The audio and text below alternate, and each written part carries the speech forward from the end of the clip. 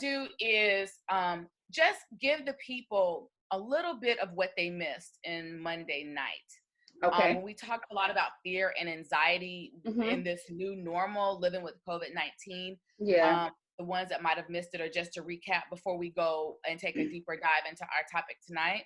Absolutely. Again, just to recap for the third time on tonight, right? So just to recap, we really talked about how fear and anxiety is really a normal part of this process because of the COVID-19, of the threat, and how, it's when it starts to interrupt our lives, interrupt our functioning, interrupt our way of doing things, right? Normally, that's when it starts to create problems for us, right? But it is a normal part of the process. And as I was going through the feedback, I saw comments where people were really, grateful to know that it was normal because they were experiencing, so much fear and anxiety, and to really help to normalize it.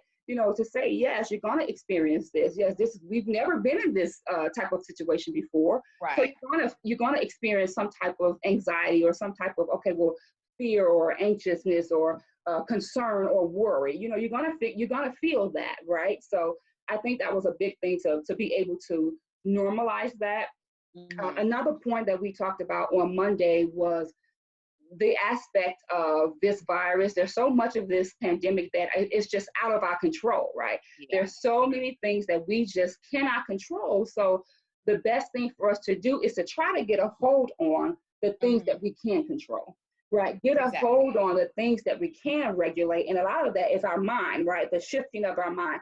There needs to be a mindset shift, a change in our perception or in our perspective of how we view the downtime that we have in this virus. One of the things we talked about was not conforming to the pressures to feel like you have to be producing all the time, because sometimes that'll bring on extra added stress, because some days you may be exhausted, and then the key factor is rest is productive, right?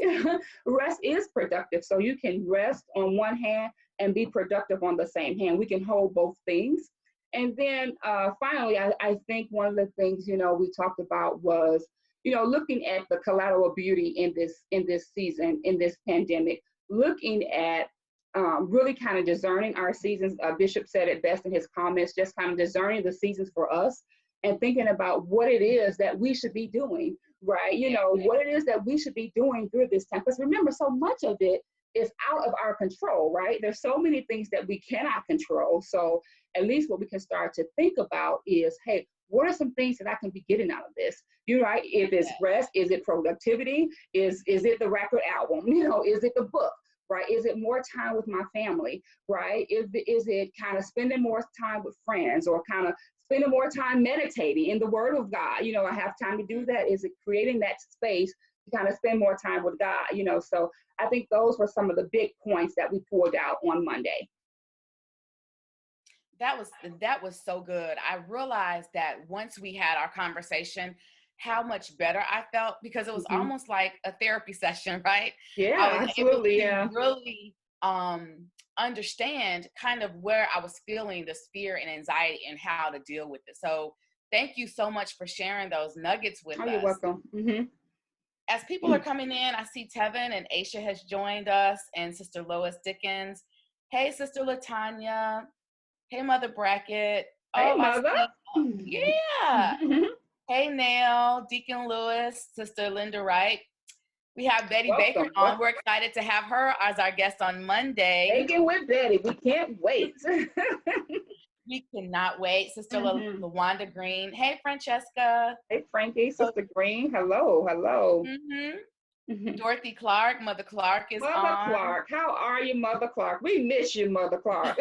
We do. We miss our seasoned saints. Sister Chelsea Shelby.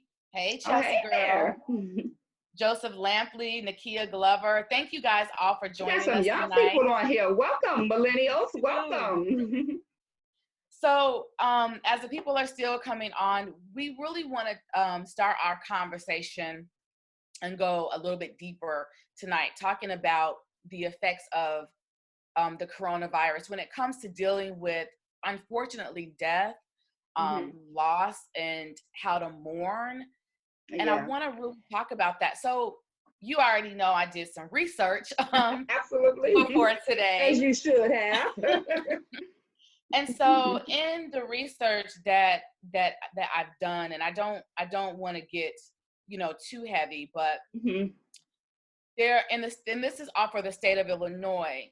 There are Yeah. currently just about 71 cases of coronavirus in the state. Mhm. And we have close to, or a little over actually, at the time of this live, a little Mhm. over 3,000 deaths. Wow. I know Yeah. that that's sad, but it's a reality that people are unfortunately dying. Yeah. And we're not able to properly mourn or grieve our loved ones. And I think that adds an additional burden to this Yeah.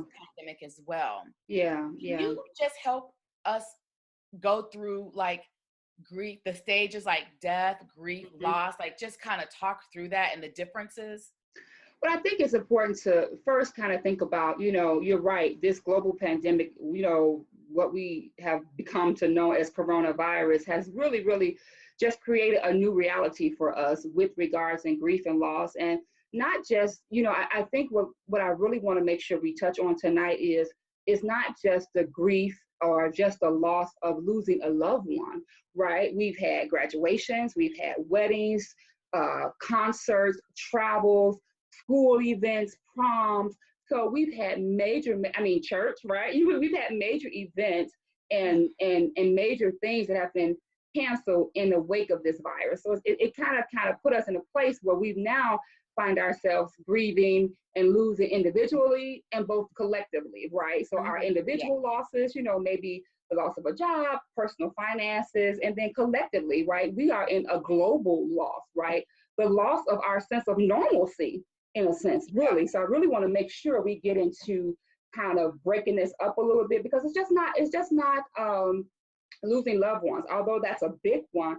But again, that loss of our sense of normalcy, what we would normally do every day, and kind of the mundane routines that we would normally have, like going to work and coming back, right? Going to church and coming back. I would visit my mom every Sunday, right? So it's like that loss of just our normal routines have kind of just been wrecked by this virus, right? So I really, really want to kind of talk about what grief is, what loss is, and what mourning is, right? Oh, that's good. Yeah. And I think that'll be good to help break that down. And I like what you said about loss of being normal, because Yes. thinking about how we were able to, you and I, for instance, oh, let's go to the movies or let's go to Yeah. something. We can't do that anymore. No. And Right. so let's talk a little bit about that spirit of grief, though. Let's Yeah. touch on that.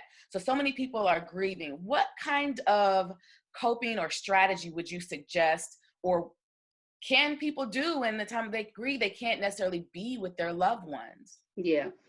So before we get into that, Irene, but before we get into that, I really wanted to mention when you talked about the normalcy, right? How we've lost that Uh-huh. and how that may not ever return, right? The sense of normalcy, our, That's our, true. our normal sense of routine, it may not ever return. And then that's going to be a part of the grief that we're going to talk about, right? That's going to be Gonna a look part of the different. loss that we're going to talk about because we don't know what the world may look like after COVID-19, right? So I think Yes. that's a part of that anticipation that we talked about. There's a such thing called anticipatory grief, right? Where it's Yes. the grief, Mm-hmm. where it's the anticipation of the loss, right? So now we're just like, we don't know what are we in May, what June, July, or August, what the end, we don't know what those things will hold. So I think not just the loss of the normalcy, but not knowing if we're going to ever return to that, right? Not knowing Yeah. that. So Mm-hmm. I think that's going to be important to keep in mind with that too. We don't know how we're going to return back to this. And that's something that probably is going to exacerbate Oh. the grief, right? Right. To your question, like how people are Mm-hmm. managing losing loved ones during this. I think, as I get to talk about that, I want to talk about just kind of defining what some of these terms mean, because I think that's going to help us to understand what's being interrupted. Yeah, Right. that's good. Right. You see what I mean? Because your question was the how to help them with grieving the loss of a loved one. But I think once we break down this grief, loss, and mourning, we'll be able to see which one of these is actually interrupted, so we can begin the healing process. Okay. Do you want questions now or after you? Oh, do we got questions already? Yeah. Okay. Well, you have questions before already. we get into that, we can have a question. Okay. Nakia Glover, she has a question. She said, and I think you're going to answer this though. Okay. How can we grieve and find rest while caring for children around the clock? Yes. Right. I think that is something, and you're right. We're going to kind of talk about that in this some more, but I think a short answer to that is, for one, remember we talked about on Monday, kind of figuring out kind of a delicate balance, kind of like a schedule, right? Kind of like first of all, I think it's deciding what's going on with me. Yeah. Right. How am I showing up today? Right. Because you're right. That's a very, very hard thing to do. You're trying to grieve, but you got your kids here, you got all these other responsibilities. So it goes into like the expectations of what everybody needs to be doing. So I think one thing to do, the short answer would be, hey, let's bring everybody to the table, right? If you are like, let's say you may be a healthcare worker, you may be working and you got a whole family, let's bring everybody to the table and have a conversation, right? Let's have a conversation about how this pandemic is affecting us as parents, how it's affecting us as children, because our children can be grieving just as well, right? Our children can be grieving just as well. So I think it's going to be important to say, hey, let's come to the table, right? So that way, then we can give each other our expectations, right? We can say, hey, you know what? Some days mommy may be a little more busier than the next, or some days you may see mommy is sad. And when you see this, this is what mommy needs. Or you can ask them, okay, well, what do you might feel? Do you feel sad for this? And what can I do to help you? So I think it's kind of coming together, talking about this with your children, giving them an understanding, not to embark fear on them, but to give them an understanding that there is something going on, because they know. They may not be able to articulate it in words, but they know they've been in a house. Even when they go outside, they know that there's still some restrictions. Their favorite places are not open. They can't have play dates, right? So they know this. So I think because we are all kind of grieving and trying to manage that, I think one short answer is to bring everybody together and have a conversation about how this pandemic is affecting us, how it's interrupting this process. And I think once we kind of go through these definitions, we can kind of see what's being interrupted, and that's kind of going to give a deeper answer to that. But I think initially bringing everybody to the table to talk about expectations. What do I need when sometimes mommy needs a timeout, right? Sometimes you may need a timeout. Sometimes I need to come in here and close the door, or different things like that. So I think that's one way, and a short answer to kind of help grieve or help cope when we are managing a household with children. Absolutely. That's good. We do have another question, and I think I lost it. Well, before we take that question, let's go into kind of this definition of, this idea of grief, loss, and mourning, right? So when we think about loss is the actual process of losing something or someone, right? So it's the deprivation of something or someone or something of value. So loss is the actual event, right? It's the death, it's the loss of a job, right? Grief is our response to that loss, right? It's the deep sorrow that we feel for that loss. And then when we think about the mourning is our outward expression of that loss, right? So it's a few different things, right? So you have the loss, which is the event, right? You have the unwanted event. Let me say that. You have the grief, which is the deep sorrow with regards to the event. And then you have the mourning, which is the outward expression, right? So in this case, with your previous question about how can we How can we help people who've been mourning loved ones with COVID-19?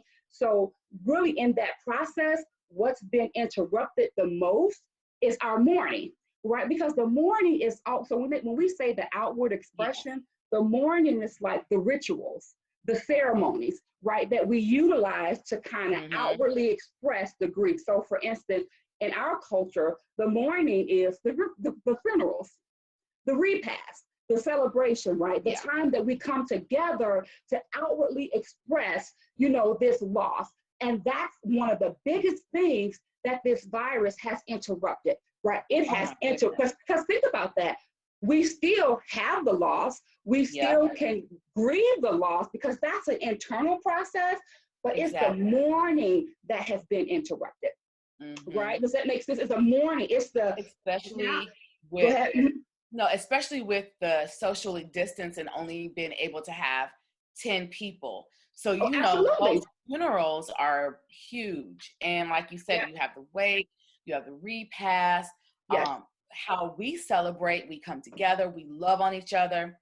And essentially that's been taken away. That's been interrupted, right? Yeah. Absolutely, right? I mean, now we have seen where we've seen funerals that are on Facebook Live because they want family members to at least participate in it. So you're viewing them on the World Wide Web, right? Like you said, we can only have 10 people at the funeral, right? At the funeral services. And then another loss on top of that is, how do you decide which 10 people, right? Who gets to, especially if you have a large family, who gets to go and who can't, right? So it's important to know that not the biggest, but one of the major things that has been interrupted is our mourning process, right?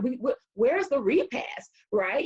Where's the homegoing celebration, right? That's what we call funerals. It is a homegoing celebration. It's a celebration of life, right? But right now, because the COVID-19 has interrupted that, it has exacerbated the grieving process, our deep sorrow in it. So it's hard to kind of get into this celebration of life because of how the loss was experienced, if that makes sense. Oh, no, that makes sense. And actually, I want to say you answered this question, but Nell, she did have a question, and it said, what direction should we take when dealing with this pandemic along with the loss? And so people are looking for that direction. Well, I think and we'll talk about the different stages of grieving, because remember, the grieving, that's the internal sorrow, right? That's the pain, right? It's the grieving. So I think it's, for one of the steps that we can take is allowing ourselves to go through the process, right? Allowing ourselves to go through the process of it, right? While it's hard, it's difficult. Remember, we talked in part 1 about the acceptance, right? Kind of getting into the acceptance of, this is something that is totally out of our control. And there's a process. There are stages of grief that we'll go through tonight that we'll be able to apply to every loss. So I think, to answer your question, Neil, one of the ways is to just allow ourselves to go through this process, right? And we'll talk a little bit more about what that process is, but I think that's crucial to start to say, hey, I'm going to, we talked about giving ourselves permission, allowing ourselves to go through this process. And hey, Andrea Strange asked a question. She had a comment. She was, when you were talking about loss, she said loss of freedom. Absolutely, right? We talked about our sense of normalcy, right? Our freedom. Absolutely. We're used to being able to kind of do what we want, right? And while, we still, everybody is protesting our rights, our Second Amendment, while we still have the ability to do what we want, in a sense, there are consequences to that, right? There's still the anxiety of, okay, well, I can probably still go to my mom's house, or I can probably still go to that. But then, there's a greater consequence, right, to that. So we don't do it. So she's absolutely right. The loss of our freedom. Absolutely.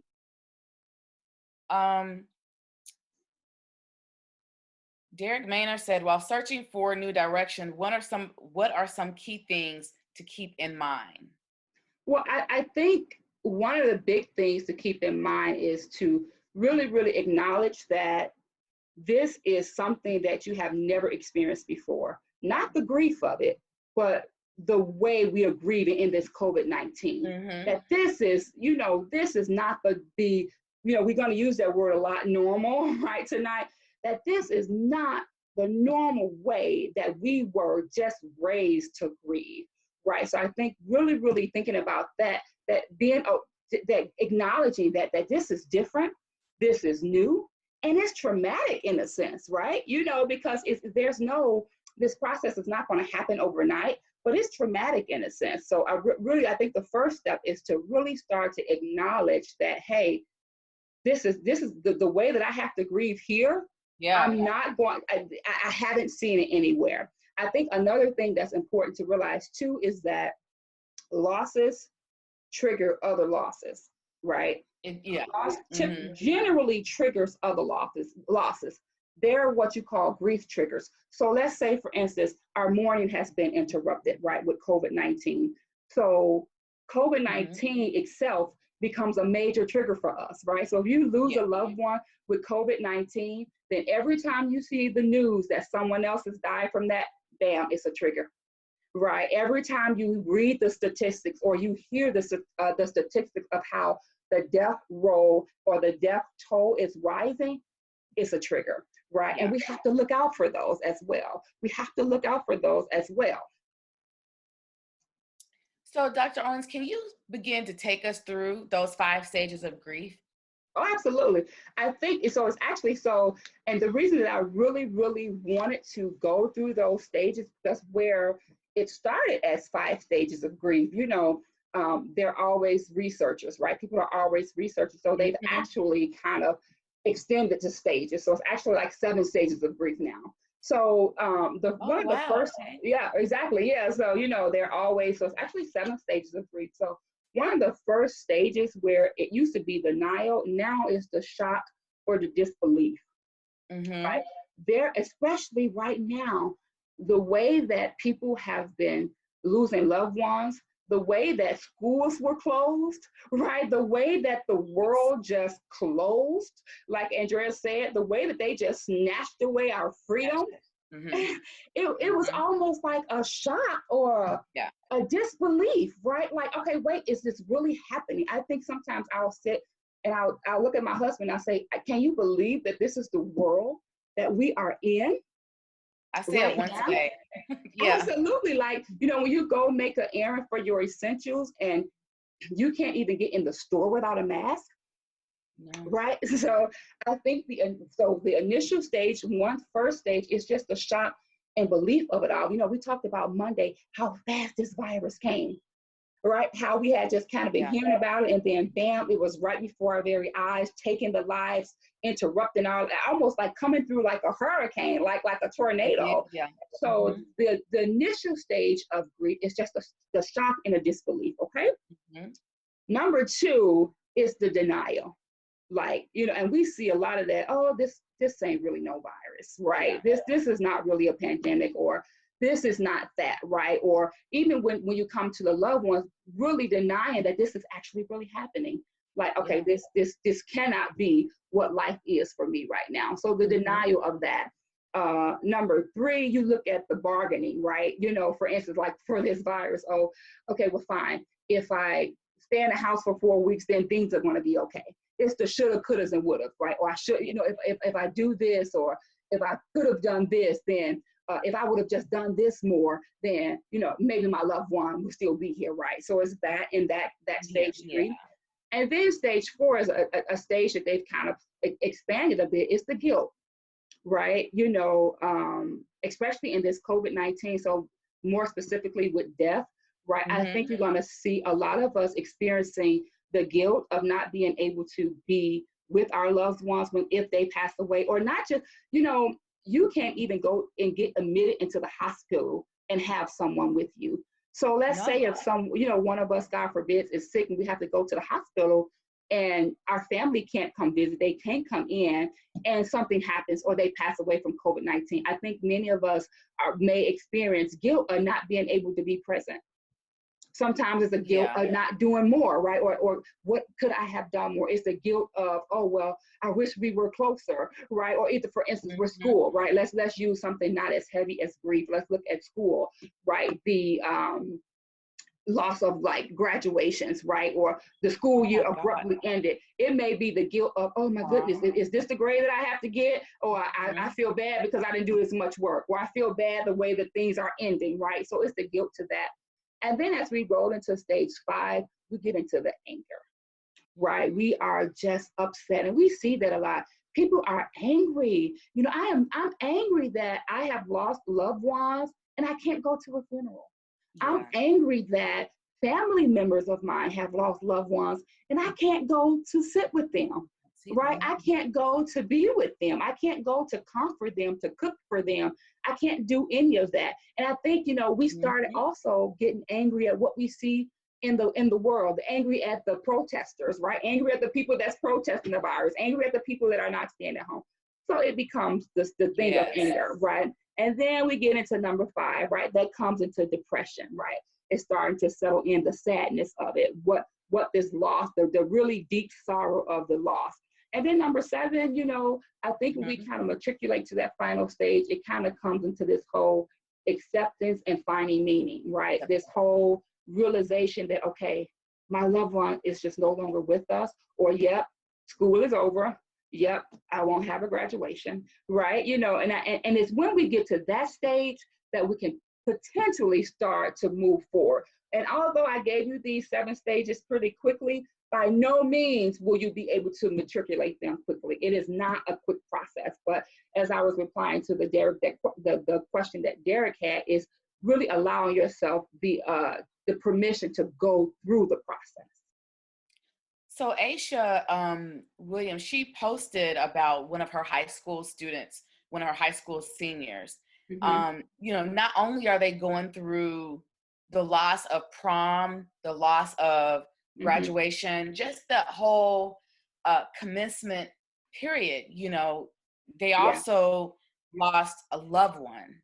Yeah. What could you possibly say to that high school senior, just to, you know, encourage them, or even give them some techniques on how to even deal with all these different loss after loss? Yeah, I think sometimes we have to be mindful of how much we say, right? You know, I think in a situation like that with a high schooler, is, for one, is really being in the moment with them, right? Acknowledging what this loss has meant for them, what it has done to them, really helping them, you know, even without them knowing, right? Helping them kind of matriculate through the stages of this grief this sorrow that they have been experiencing. So it's almost like a double loss, right? So it really becomes traumatic. Honestly, it really becomes traumatic. Here is, not only have I lost a loved one to COVID-19, but my whole graduation, you know, and it's not wise to say, oh, I know how you feel, because I do not absolutely know how you feel, because I had a graduation,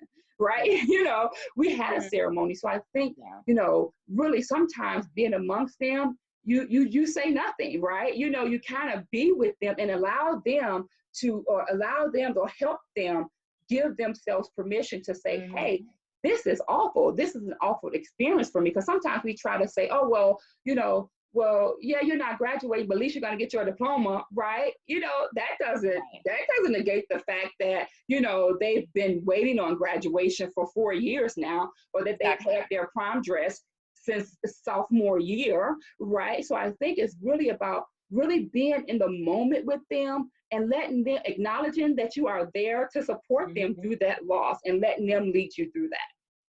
Absolutely. I have, so Sister Lois Dickens, she's posted that she's extremely tired of people passing away, especially in her family.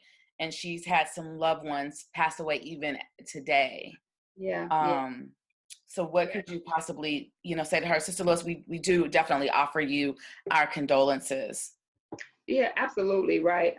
You know, I think with that is, you know, we talked about those things that are just, I think first of all, I think we're all tired, right? You're absolutely right.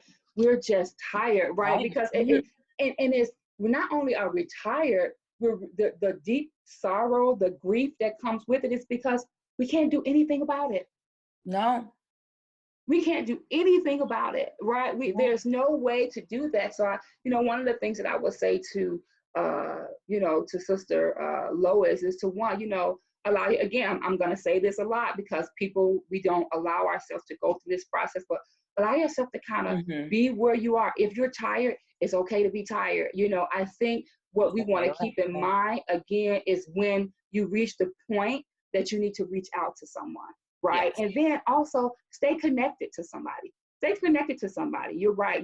I think it's good, especially if you're losing family members. Don't disconnect yourself from other family members. No.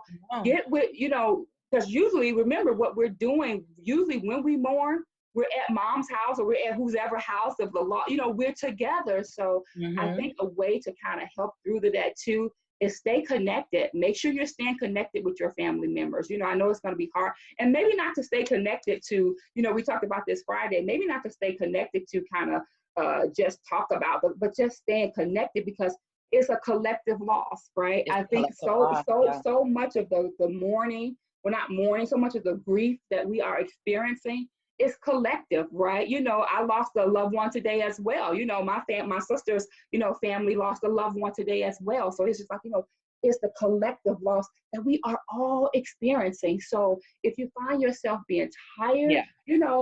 yeah, and I'm guessing the tired is not the physical aspect of that, right? It's the aspect I'm just tired, right? And I feel helpless in a sense. I'm tired because I feel helpless.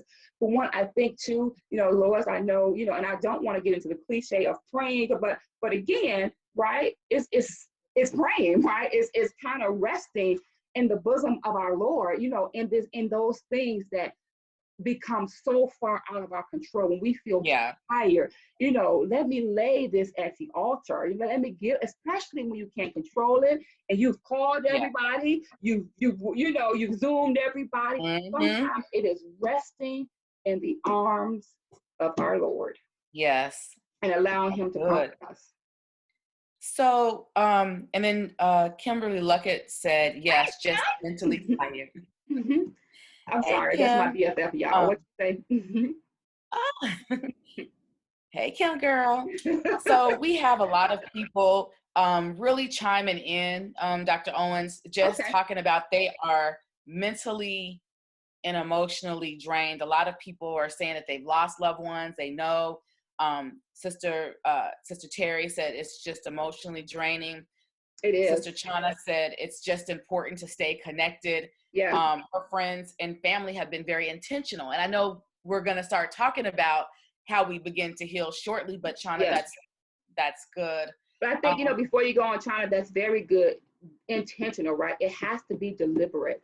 And I know that can be hard for us, but it has to be deliberate. Make an effort every single day to stay connected with someone. Every single day. If I haven't talked to someone, let me call them. When someone comes to your mind, shoot a text out. Send them a virtual hug, right? Even if you're not, sometimes I'll text somebody and say, hey, I miss your face, right? I miss seeing you. Because it is so overwhelming. And I think one of the ways when we're thinking about coping and starting the healing is remembering that you are not alone in this, right? We are all feeling, in different varieties, right? Very much different varieties, but we are all feeling this just sense of overwhelming loss. And then, not just with that, I know some losses that we are now that are aside from COVID-19, we have just there's a loss that we were talking about earlier with, the young man that was jogging, right? And he got, so that on top of that, right? So now our grieving is exacerbated, right? Because it's,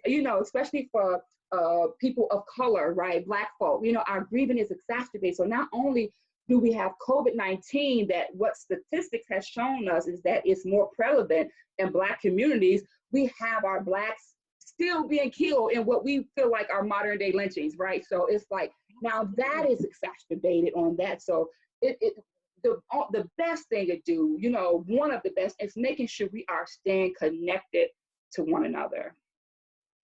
Absolutely. That's good, Dr. Owens. We have our attorney, Sister Shanita Strauss. She said, I think one of the hardest things for us to deal with is Mm-hmm. the swiftness of the deaths related to COVID-19. You Oh, have yes. people who are seemingly healthy, and the next week they are dead. That's horrible. Absolutely, right? The unknown of that. Absolutely, you're right, Shanita. I think we talked about that on Monday, just how Mm. fast this virus came on. So can you Yes, see how how all of this exacerbates our grieving yes, process, which makes it more traumatic, right? So, and when I say that, I'm going to really, really put another plug out there to reach out, reach out, reach out. If some of you probably have never felt like you have needed to talk to a licensed mental health professional before, and now may be the time to do it, because this has, like you said, it was a swift, like the swiftness, a tornado, a hurricane. If you ever watched mhm, that, you see how swift and how fast they come.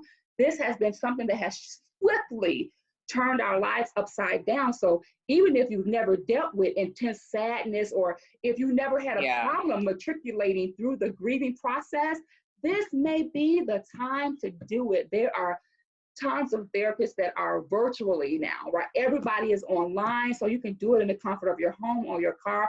But I definitely think you're absolutely right. The way that this virus has interrupted us is exacerbating our normal process, right? Remember, I said we're gonna be using that word normal so much because it's been so interrupted. It's been yeah. so interrupted, right? So if you have ever considered reaching out, or have never ever considered reaching out, I would recommend, yes, stay connected to loved ones, stay connected to friends. But if that is not enough, Yeah. especially like Sister Lois was saying, I don't know if that was Sister Lois or someone was saying how, you lose someone to COVID-19, then you lose your job. Then you lose, then your kids can't graduate, right? So it's loss on top of loss on top of loss. And not to mention the trauma that you may have already experienced from previous losses, right? We've Yeah. all had some losses previously, right? I think about healthcare workers, right? How their grieving process is probably hard because you don't have time to grieve, one, because something else is right on top of that, right?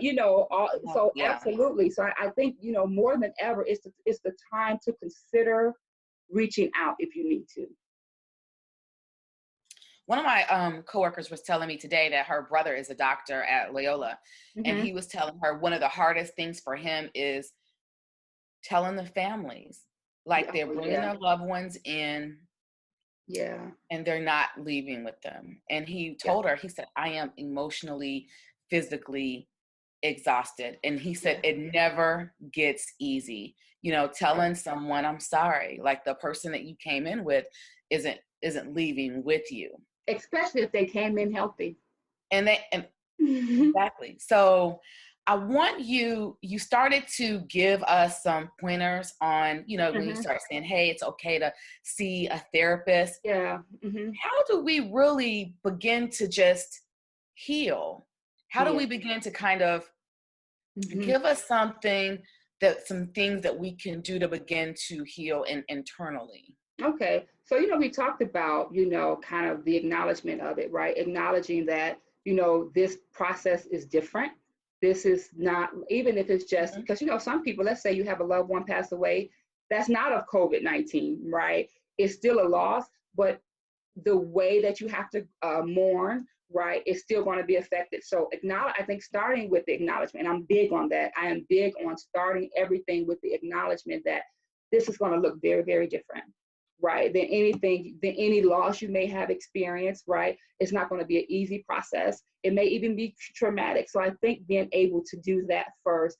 And then one of the things that I think is going to be important is I heard everybody is saying how I'm just extremely tired, right? So that's why it's going to Yes. be good to, we talk about this practicing self-care. And when I mean that, I mean practicing self-compassion instead of self-critique, right? So Oh, giving ourselves good. compassion instead of saying, well, I shouldn't, they were old, they were going to die. What I should be over this, or I shouldn't be feeling this way. No, give yourself compassion, because this is like nothing we've ever seen before, right? So I think that's important too. And then, for those of us who are feeling like that extra tiredness, I think while it may not be physical, it can kind of manifest physically. So I think really taking care of yourself, right?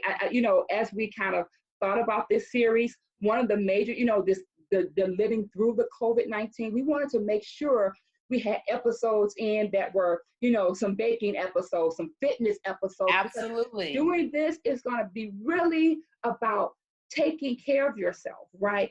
Getting the proper rest, or trying to eat. You don't have to get on this health binge, but trying to eat well-balanced meals, right? Because all of that is going to affect, all of that is going to affect your physical well-being. So I think making sure you are as healthy as you can be, right? Making sure you're getting your rest, right? Your proper rest. I know sometimes during this process, even mine, a lot of our sleep is interrupted. But if that means, okay, I can't sleep, it's like when my daughter said, I can't sleep, I'm like, okay, turn everything off, go lay down in the bed and close your eyes. Right? And eventually the spirit of sleep will come upon you, right? So I think, that those three things initially, right? And the acknowledgement of it, the self-compassion, giving yourself, practicing self-compassion and not self-critique, and then taking care of yourself. Taking care of yourself. Those are three things that and we have more, but those are three things. I don't know if you have more questions in between that, but those are three things that we can start with, especially the taking care of yourself. Do some type of physical activity. Don't clog yourself up in the house, right? Get outside, take a walk around the block, right? And although you may not feel like it's doing anything, right? Because sometimes when we feel like something is not working, we don't do it, right? But oftentimes, it's just like Scotch tape. You don't see it, but it's there. It's like Jesus, we can't see his face, but we know he working, type of thing. Oh, he there.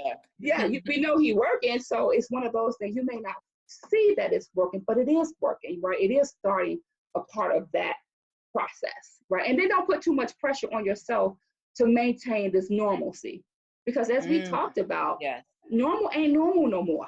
Right? It's like, that's like a pun on words. Normal ain't normal no more, right? And you have to say it like that. Normal ain't normal no more, right? So don't beat yourself up about the trying to remain that way, trying to get up and do the same old things or the same old routine.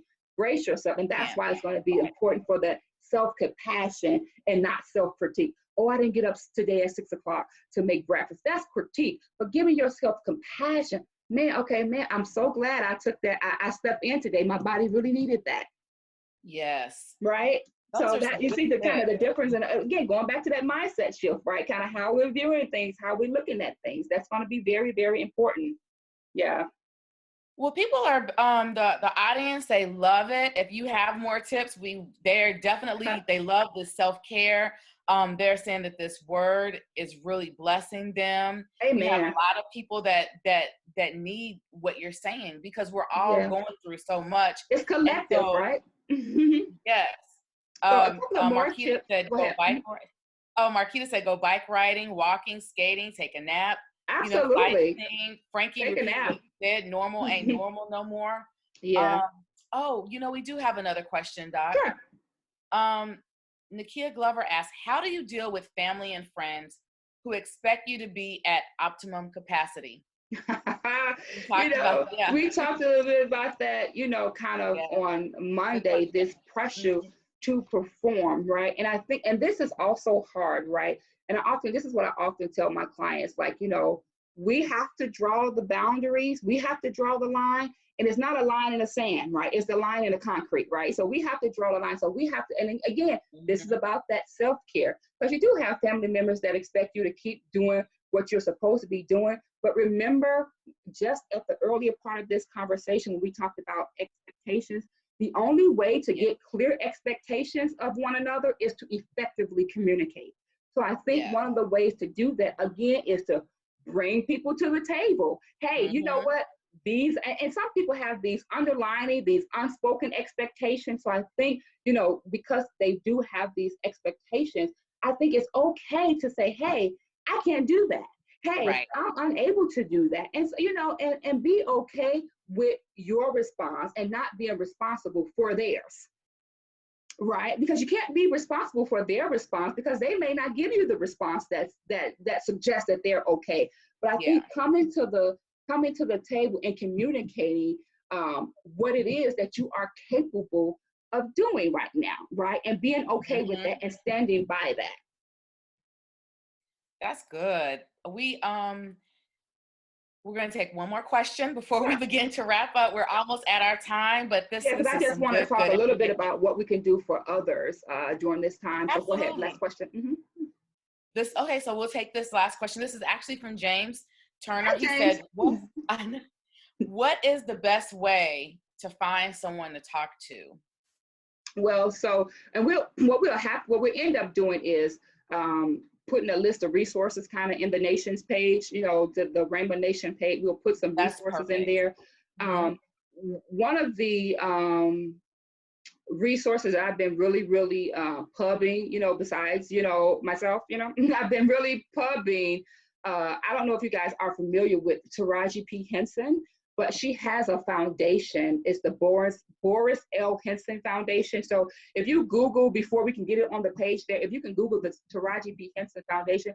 And the reason that I am pubbing that one, I'll pub more, but the reason that I'm pubbing that one is that she actually gives like 5 free sessions, right? And it's specifically Oh, geared good. toward like African Americans, if you need to find an African American therapist. So I really thought that was a beautiful way of people who were struggling with their finances during this time, or maybe their insurance, they don't have health insurance that covers mental health therapy. So we'll put those resources in the Rainbow Nation, but that is definitely one that I would recommend Good. people kind of taking a look into, because you can actually get free sessions. And then if you would like to continue, you can work something out with the particular therapist that you're working with.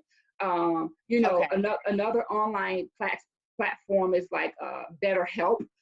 That's another one that's an online platform where Psychology Today. So there, and again, I'll put these resources on the nation's page. The resources that we need to be able to have these little places that we can go. But I definitely would recommend that Taraji P. Henson one because they're free initially. And then the other ones too online, don't try not to let finances kind of put a hinder in that, because I'm in constant communication with the therapeutic community, and they are definitely realizing that people are struggling, right? So if insurance is not Yes. covered, they're working on payment plans and sliding scales. So they're really just trying to get the help out to the people that they can, and understanding that this pandemic has caused some really heavy financial concerns. So don't let your finances be a reason that you don't reach out. And that's why I gave Yeah. the Taraji P. Henson, the Boris L. Henson Foundation, because they're actually free services. That is good. Francesca Barnes mentioned Open Path is Yeah, another Open one. Path, absolutely. That's another online platform as well. And again, those are some of them accept insurances. It all depends on, you can go on there and you can kind of search for a therapist. You can read their bio. But again, we'll put those resources on the actual page as a list of resources. And you just kind of go there. And the beauty of it now is that there's always this nervousness about meeting your therapist face to face. But the beauty of it now, because we're all online, right? So that kind of Online. erases a little bit of the nervousness, because you can kind of talk to them first and kind of get a sense and a feel for them. So yeah, we'll definitely put those resources in. This is some good information. Do you have any other tips you want to provide to the I audience? do. I do. So, we talked about those three things. We also talked about, well, one thing I want to talk about is giving yourself time, right? I think that's going to be a big one. Give yourself time to go through this process, right? Because again, there's some trauma that comes along with it, right? And again, this process doesn't start and end with the funeral, right? It's just, the funeral is really just probably the start of it, right? So give yourself time to go through the stages and not try to rush through them. Like, oh, I'm in this, I want to get here, I want to get there. No, give yourself time, right? And then, Yes. especially because reaching the acceptance stage, that takes time. And then reach out when you're struggling, right? Reach out when you're struggling, staying connected. But I think some practical strategies that I usually recommend to my clients that are grieving, one of them is journaling, right?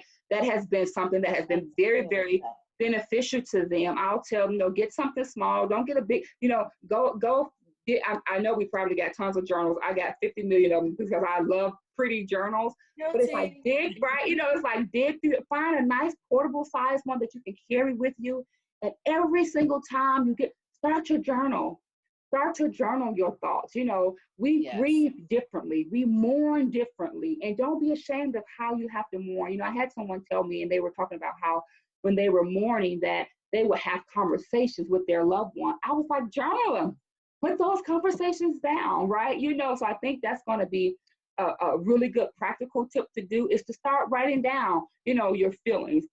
Another practical tip is meditation. We call it mindfulness over in the clinical world, but it's meditation, centering yourself, kind of taking some time to take a break from everything, from everyone. And if you got to sit and put some music on, turn the TV off and just be right in the moment, right? And prayer, talking, those are spiritual coping mechanisms for mourning too.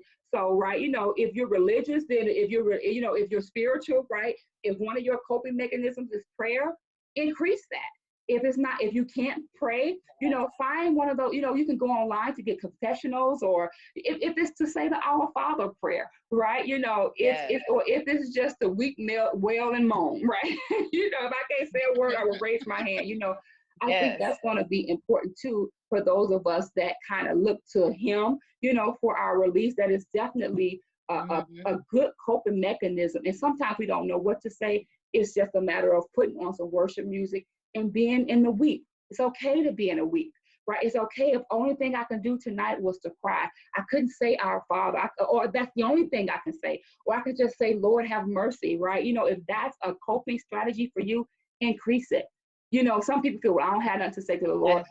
I don't have anything to say. Just be in the presence, if nothing else, right? And then one last thing that I wanted to talk about was some of the things that we can do for other people. When we see other some of our friends or some of the people we know, or that may be losing in the hospital for COVID-19 or losing loved ones. I think while we can't visit, we can send flowers. Absolutely. Right. We can't go over their house and fry chicken, but we can send some, right? Exactly. Right. We probably can't, go over there and do what we know. We can do there's still some things we do. My daughter, my oldest daughter, her friend sent her a beautiful letter, right? We can write letters. Let's go back to writing letters, right? It was such and they sent it on this like disposable postcard. I thought it was so beautiful. But yeah, so there are things that we can do that can make us feel connected to the people that are in this boat with us, in this pandemic with us, right? If someone is on your heart, send them some flowers, right? Send them a gift card to their favorite restaurant. So when they do open back up, right? I know we're going to open up our country in stages. So eventually some of these restaurants are going to be open for takeout, right? So send them their favorite gift card, right? Give them movie recommendations, right? Send them treats, candy, so there are things that we can do other than like the Zoom calls that would make us feel like we are still connected, because again, we are all in this together. Yes.